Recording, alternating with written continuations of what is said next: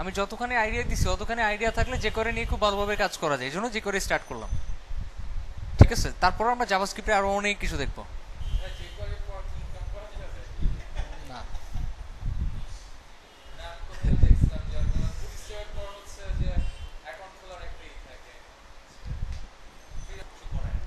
আচ্ছা যে করে, আচ্ছা যে করে কোনো প্রোগ্রামিং ল্যাঙ্গুয়েজ না।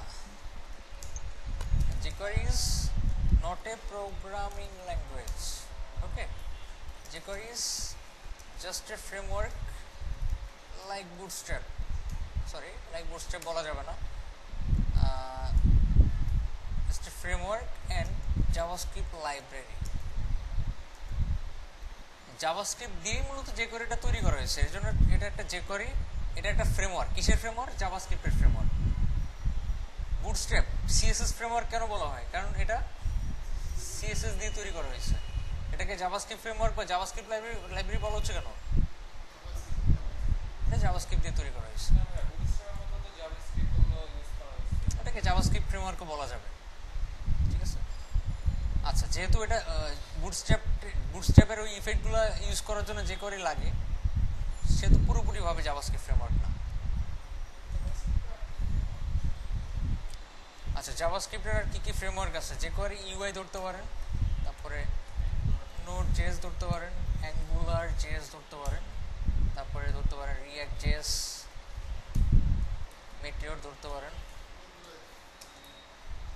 তারপর ধরতে পারেন আপনি, এরকম অনেক আছে, আমাদের সব জানতে হবে না, এক একটা কাজের জন্য ইউজ করা হয়।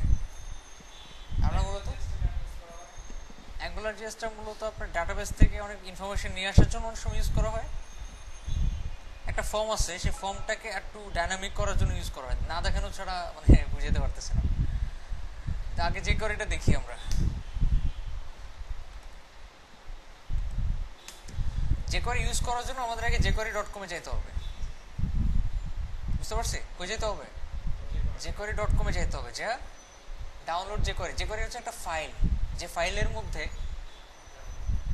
জাভাস্ক্রিপ্টের মেথড আছে না, যেমন রাইট মেথড, তারপর হচ্ছে আপনার ওই এরকম মেথড আছে না কিছু, jQueryর মধ্যে আরও কিছু মেথড অ্যাড করা হয়েছে। এই jQueryর মধ্যে কি আরও কিছু বিল্ট ইন মেথড অ্যাড করা হয়েছে, ওই মেথডগুলো ইউজ করাই হচ্ছে jQueryর একমাত্র কাজ। তো jQueryটা ফার্স্টে ডাউনলোড করতে হবে। ডাউনলোড করার জন্য একটু নিচে আসেন, আসার পর এখানে দেখেন download the compressed production query 1.11.3, download the uncompressed development jQuery. Production jQuery, development jQuery একই জিনিস, একই ফাইল। একটা হচ্ছে মিনিফাইড করা, আর এটা কি আনমিনিফাইড করা। আমাদের দরকার কোনটা? মিনিফাইডটা দরকার, কারণ আমাদের এটা কখনোই এডিট করা দরকার পড়বে না। এই দেখেন, দেখছেন কোড? বুঝা যাচ্ছে কিছু? না সমস্যা নাই, একটু ইউজ করা উচিত না। স্ট্যাবল ভার্সন হচ্ছে এটা 1.11.3।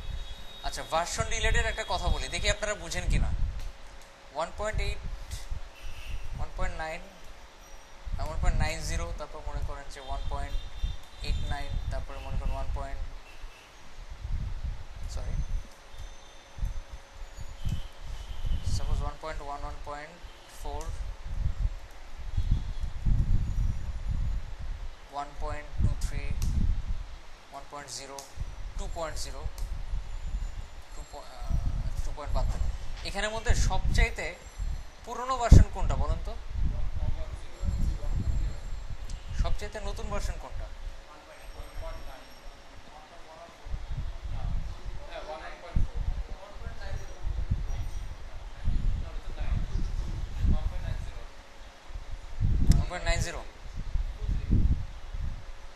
এবার বলেন।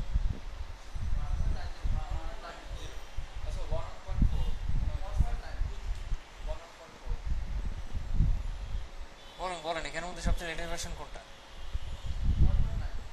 এখানে সবচেয়ে লেটেস্ট ভার্সন হচ্ছে 1.89। 1.123456789 এর পরে 1.10, 1.11, 1.12, ঠিক আছে, এরকম করে করে 89 পর্যন্ত গেছে। দেখেন 89 নিচে কিছু আছে কিনা, 89 উপরে কিছু আছে কিনা দেখেন, দশমিকের পরে। এটা হচ্ছে 11, 89 চাইতে ছোট, তাই না? ভার্সন কখনো দশমিক হিসাব করে হয় না, বুঝতে পারছি? এখানে যদি আপনি বড় সংখ্যা চিন্তা করেন, 8 9 এর চাইতে কিন্তু 9টা বড় সংখ্যা, বাট বড় সংখ্যা হিসাব করলে হবে না, আমাদের হিসাব করতে হবে কি সিরিয়াল। 1.1 থেকে শুরু করে 1.9 পর্যন্ত যাওয়ার পরে যে আবার 2.0 চলে আসবে তা না, 1.10 হইতে পারে, 1.11 হইতে পারে। আবার কিছু কিছু সফটওয়্যার বা কিছু কিছু অ্যাপ্লিকেশনের ক্ষেত্রে একটু ডিফারেন্ট হইতে পারে, যেমন তারা যদি ওই আপনার দশমিক হিসাব করে 1.9 এর পরে 2.0 বাইর করতে পারে তারা, বাট সিরিয়াল ভার্সন না, ম্যাক্সিমাম গুলোতে ভার্সন এই সিরিয়াল অনুযায়ী হয়। গেম চালু করে আসছে, যাই হোক বুঝতে পারছি। লেটেস্ট ভার্সন বলতে কি বোঝায়, ক্লিয়ার তো? 1.2 আর 1.11 কোনটা লেটেস্ট ভার্সন?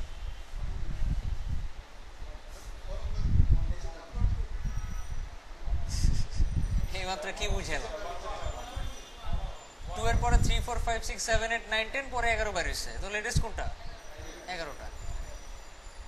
এভাবে চিন্তা করতে হবে।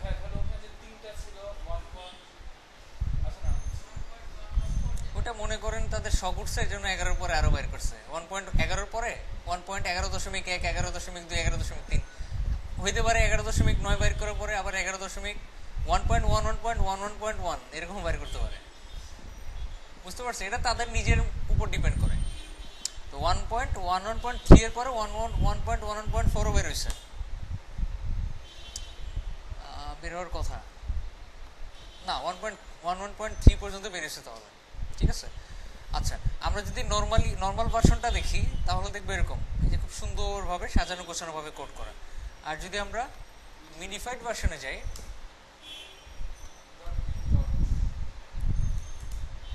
তাহলে কি ওটা মিনিফাইডটা পাবেন আপনি। আপনাকে কি করতে হবে, এটা ডাউনলোড করতে হবে বা ইউজ করতে হবে। ইউজ করার সিস্টেম দুইটা, একটা হচ্ছে ডাউনলোড করা বা কপি করেন কোডগুলা,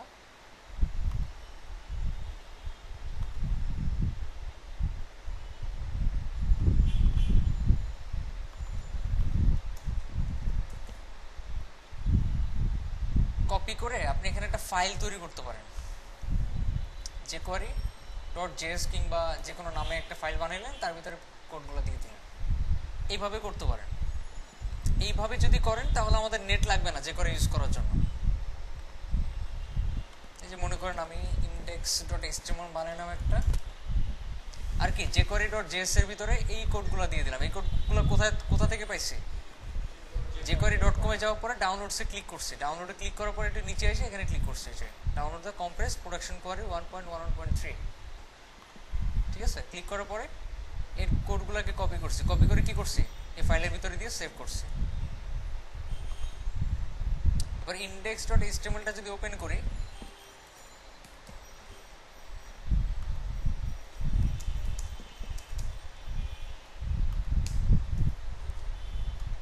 ঠিক আগের মতো করে আমাদের jQuery ফাইলটা এখানে লিংক করা দিতে হবে, jQuery.js।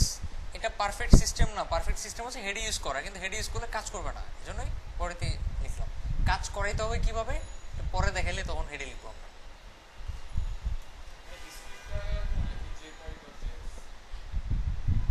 jQuery.js, এখানে তো ফাইলের নাম jQuery.js, তাই না? যদি দুইটা কাজ করেন আপনি, সাপোজ script.js, তাহলে ঠিক jQuery কল করার পরে script.js কল করেন, সমস্যা কি করলাম, jQuery.com এ গিয়ে jQuery-টার কোডগুলো কপি করে একটা ফাইল তৈরি করলাম jQuery নামে। এখনো হেডেই দিব, আপাতত দেখাচ্ছি আর কি আগের সিস্টেমে, বুঝতে পারছি তো? কাজ করে, সমস্যা? আচ্ছা, দুইটা ফাইল কল করব বা একটা ফাইল কল করলে শুধু jQuery কল করলে চলবে, আমি শুধু jQuery কল করি, করে এখানে নিচে স্ক্রিপ্ট দিয়ে কাজ করতে পারি আমরা। ওকে, বলতেছি কেন এরকম লিখছি, অনেকের চেহারা দেখে ভয় লাগে, কিছুই বুঝতেছে না। Make index.html, step 2, download the codes of jQuery from jQuery.com, step 3, up the jQuery file at the very end of body tag in index.html. index.html একদম শেষে কি jQuery ফাইলটা লিংক করাবেন।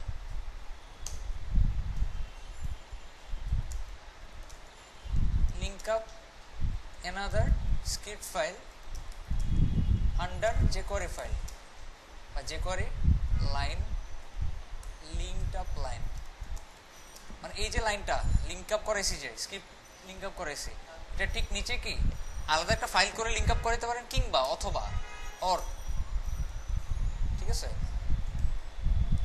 write the codes by script tag কি below the line। এখন কি বুঝছেন কিনা দেখেন, jQuery লিংক করানোর পরে বাকি কোডগুলো jQuery ওই লাইনটা ঠিক পরে লিখতে হবে, আগে লিখলে চলবে না। অথবা আপনি আরেকটা ফাইল বানায় ওই ফাইলের মধ্যে কোডগুলো লিখবেন আর লিংক করা দিবেন কি jQuery লিংক করানোর পরে। বুঝতে পারছি সমস্যা? ওকে, এখন এখানে কিভাবে কাজ করতে হয় দেখেন। আমরা তো অ্যালার্ট লিখতেই পারি না? হ্যালো ওয়ার্ল্ড পারি তো নাকি? এটা তো আর jQuery কাজ না। এই অ্যালার্ট শো করানো কি jQuery কাজ? jQuery কাজটা কি আসলে? jQuery কাজটা হচ্ছে আপনি কোনো একটা HTML এর ডম বা HTML এর ট্যাগ, HTML এর ক্লাস বা HTML এর আইডি যে কোনো কিছু কল করে ওটার মধ্যে কোনো একটা কিছু অ্যাপ্লাই করতে পারবেন। যেমন আমি এখানে পি লিখলাম, পি লিখে বললাম দিস ইজ এ প্যারাগ্রাফ, কি লিখছি? This is a paragraph. এই স্ক্রিপ্টের মধ্যে আমরা লিখতে পারি পি হাইড হয়ে যাবে, হয়ে গেছে, হাইড হয়ে যাবে নাকি? হাইড হয়ে যাবে, এটা হচ্ছে হাইড মেথড, কি হাইড মেথড। আর সিলেক্ট করতে হয় মূলত dollar first bracket inverted comma, তার ভিতরে যেটা একটা সিলেক্ট করতে চাই সেটার নামটা লিখতে হয় আর মাঝখানে একটা ডট দিতে হয়। মেইন কথা, আমরা যখন কোনো কিছু সিলেক্ট করব এভাবে, সেটা একটা অবজেক্টে রূপান্তর হবে, আর ওই অবজেক্টের সাথে ডট দিয়ে আমরা একটা মেথড অ্যাপ্লাই করতে পারবো। এরকম অনেক মেথড আছে, হাইড, শো, তারপর টোগল, অনেক মেথড। কি করলাম, পিটাকে এভাবে সিলেক্ট করলাম, সিএসএস সিলেক্ট করে না? কিভাবে সিলেক্ট করে? এভাবে। jQuery জাস্ট কিছু ফর্মালিটি মেনটেন করে, আগে পরে কি দিতে হয়? ফার্স্ট ব্র্যাকেট, তার মধ্যে ইনভার্টেড কমা, তার ভিতরে পি, আর তার আগে কি দিতে হয়? ডলার দিতে হয়। This is wrong. Dollar use না করে সবসময় ইউজ করবেন jQuery, কারণ ডলারটা হচ্ছে এমন একটা জিনিস যেটা শুধুমাত্র কনফ্লিক্ট jQueryতেই কাজ করে, মানে হচ্ছে সব জায়গায় কাজ করবে না। আর jQuery যদি ইউজ করেন, এটা নো কনফ্লিক্টেও কাজ করবে, কনফ্লিক্টেও কাজ করবে। নো কনফ্লিক্ট এক ধরনের jQuery ফাইল, কনফ্লিক্ট আরেক ধরনের jQuery ফাইল। দুই ধরনের jQuery ফাইল আছে, একটার মধ্যে আপনার ডলার jQuery দুটোই কাজ করে, একটার মধ্যে শুধুমাত্র jQuery কাজ করে। বলেন তো সবসময় কোনটা ইউজ করা উচিত? তাহলে jQuery কথাটা ইউজ করা উচিত, যাতে দুই ধরনের ফাইল কল করা থাকলেই কাজ করে। সমস্যা আছে? যারা জিনিসটা জানে না তারা ডলার ইউজ করে। হ্যাঁ, কিউটা বড় হাতের হবে।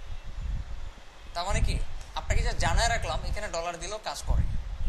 ঠিক আছে, দেখাচ্ছি। এই যে দেখেন, আমরা যদি এই লাইনটা ইউজ না করতাম তাহলে এই যে পিটা সুন্দরভাবে শো করতেছে, দিস ইজ এ প্যারাগ্রাফ।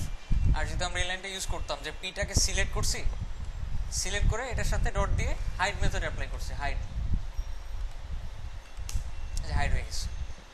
এই হাইড মানে কি, গায়েব হয়ে গেছে না। হাইড মেথডের কাজ হচ্ছে ইনলাইনের মধ্যে ডিসপ্লে নান অ্যাড করা।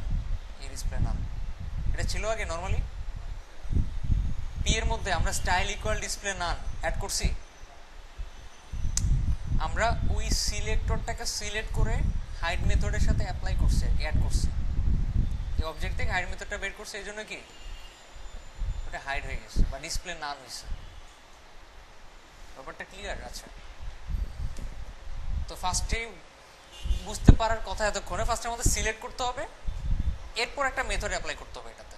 ধরে নেন আমরা পি কল না করে একটা ডিভ কল করব, ডিভের ভিতরে একটা ক্লাস আছে, ক্লাসের নামটা হচ্ছে সাপোজ কন্টেন্ট, তার ভিতরে লিখুন দিস ইজ সামথিং। আমরা যাচ্ছি এই লাইনটা কল করব, কয় উপায়ে কল করতে পারি? দুই উপায়।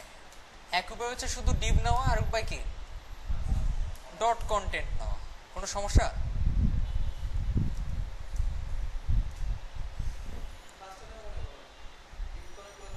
হ্যাঁ, ডিভ অনেকগুলো থাকতে পারে, এই জন্যই আমরা সিএসএস যেরকম ক্লাস নিয়ে কল করি ওরকম। কঠিন কিছু না, জাস্ট একটা ফর্মালিটি। এর আগে পরে ফার্স্ট ব্র্যাকেট আর কোটেশন, তার আগে একটা যে করে দেবেন। আইডি হলে হ্যাশ দিবেন।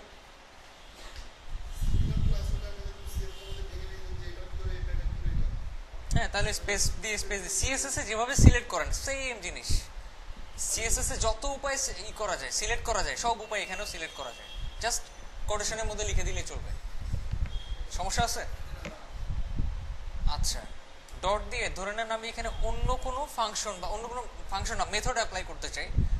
ধরে নেন টেক্সট মেথড, যেদের একটা মেথড মানে পারে, সেই কাজটা করতে পারে, এই জন্য কি দুই পাশে তারপরে ফার্স্ট ব্র্যাকেট দিচ্ছি আমি।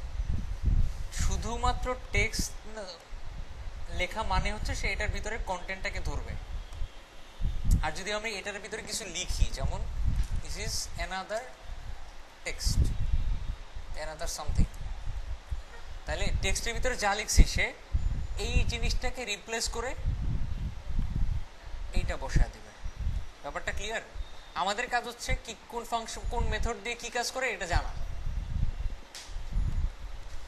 রিলোড দেন, দেখেন কি লেখা, অথচ কি লেখা শো করার কথা ছিল, দিস ইজ সামথিং। এখন আপনি যদি এইখানে এইচটিএমএল অ্যাপ্লাই করতে চান, সাপোজ h1 কি লিখছেন, লেখার দুই পাশে h1 লিখছেন, আপনি কি শো করে, যা লিখছি তাই শো করতেছে স্ট্রিং আকারে। আর যদি আমরা সেই ক্ষেত্রে টেক্সট ফাংশন না লিখে এইচটিএমএল ফাংশন লিখি, কি ফাংশন, কি মেথড, এইচটিএমএল মেথড অ্যাপ্লাই করি, কাজ করছে না? সো টেক্সট আর এইচটিএমএল মেথড একই জিনিস, জাস্ট ডিফারেন্সটা হচ্ছে ভিতরে ট্যাগ কাজ করবে এইচটিএমএল মেথডে, আর টেক্সট মেথডে যা লিখবো তাই শো করবে, কোনো ট্যাগ কাজ করবে না সে। আপনি কি যেন বলছেন? খুব বেশি না, মানে আমরা যদি 20-30টাও মনে রাখি তাও অনেক, বাট তারপরেও 20-30টার বেশি আছে। ঠিক আছে, আপনি যত জানতে পারেন তত বেটার আপনার জন্য, বাট কাজ করার ক্ষেত্রে খুব বেশি না জানলেও চলবে, বাট আমরা জানবো, মোটামুটি সবগুলোই জানবো। ওকে, ব্যাপারটা কি কোনো কনফিউশন ক্রিয়েট করছে? জাস্ট সিলেক্ট করবো একটা জিনিসকে, ওটা কিন্তু একটা মেথড অ্যাপ্লাই করবো। আপাতত আজকে পর্যন্ত এতটুকুই। নেক্সটে আমি দেখাবো আর কি কি মেথড আছে, আর জাভাস্ক্রিপ্টে আর কি কি জিনিসপত্র আছে সেগুলো দেখাবো।